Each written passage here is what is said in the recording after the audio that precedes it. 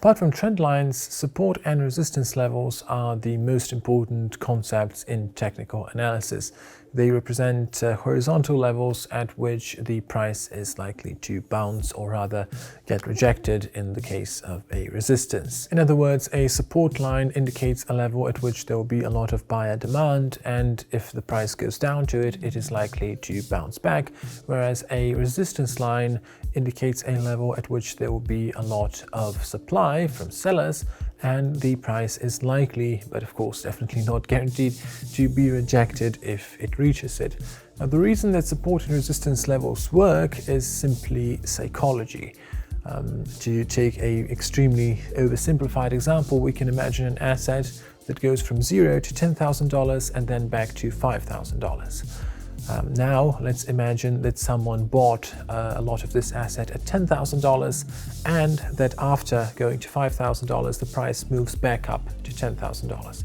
Now, the imaginary person that bought this at $10,000 is going to think that they made a mistake and they're going to want to get out at break even, so they are very likely to sell at $10,000.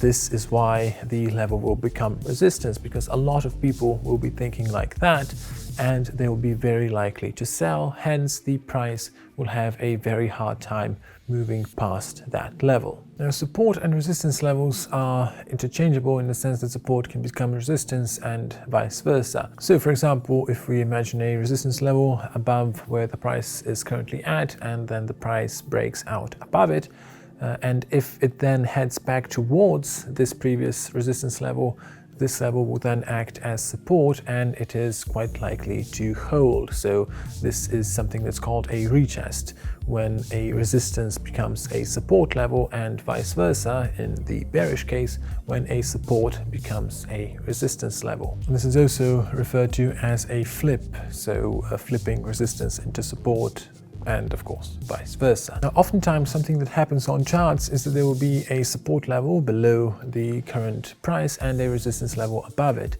These two levels taken together form a price range. The price will spend a lot of time bouncing between the support and resistance until it finally breaks out one way or the other. Now, price ranges can offer an interesting opportunity for range trading, so buying support and selling resistance, and of course exiting one's position if the level is broken. Now, apart from horizontal support and resistance levels, moving averages can also act very similarly, so as support or resistance. Now, a moving average is simply a line on a chart which is calculated based on an average of a set number of previous periods. Now, this sounds a bit confusing, but to take a basic example, a 20-day moving average is simply the average of the closing prices for the previous 20 days. There are two types of moving averages, or MAs: simple moving averages, which are, well, simple averages of the price, and exponential moving averages, which give more weight to more recent price action. These can be traded in the same way as horizontal support and resistance levels, so rejections, bounces, and retests.